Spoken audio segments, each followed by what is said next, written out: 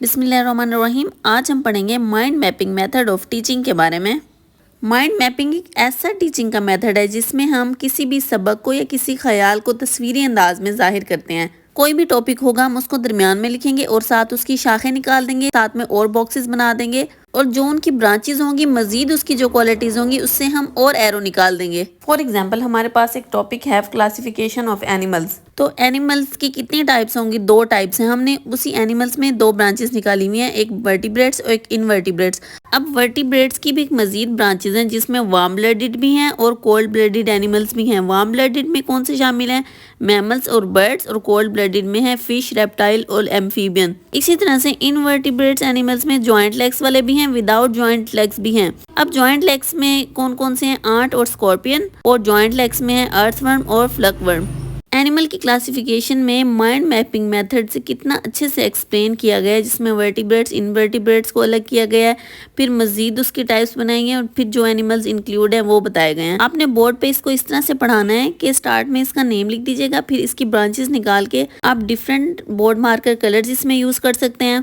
इससे बच्चों में इंटरेस्ट पैदा होगा। इस मेथड के जरिए आपने स्टूडेंट्स को 2 से 3 दफ़ा भी रिपीट करना है तो स्टूडेंट्स को फौरन ये याद हो जाएगा। इसके बाद आपने स्टूडेंट्स को कहना है कि आप अपनी नोटबुक पे इस तरह से माइंड मैपिंग के जरिए से ये डायग्राम बनाएं।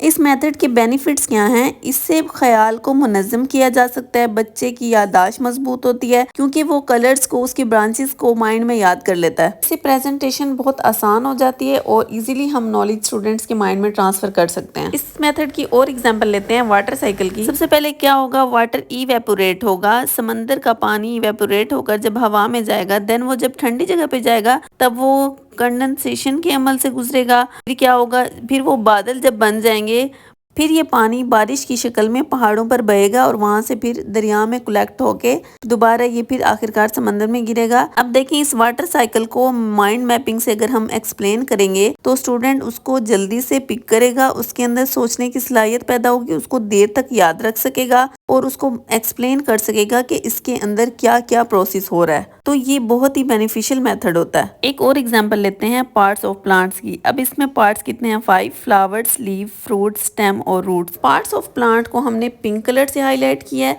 और उसके फंक्शंस को हमने ब्लू मार्कर से लिखा है। सेंटर में डायग्राम है, उसको हम लेबल भी कर रहे हैं और उसके फंक्शंस भी बता रहे हैं। लीव का क्या काम है? ये फूड बनाएगा। फ्लावर रिप्रोडक्शन के काम आता है। जो फ्रूट्स होंगे वो प्रोटेक्ट करेगा सीड को।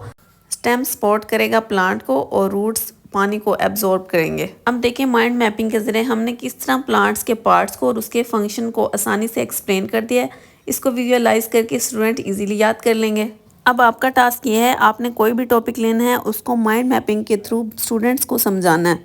अगर आपको मेरी ये वीडियो पसंद आ रही है तो आप लाइक कर दें और सब्सक्राइब कर दें। Thank you so much.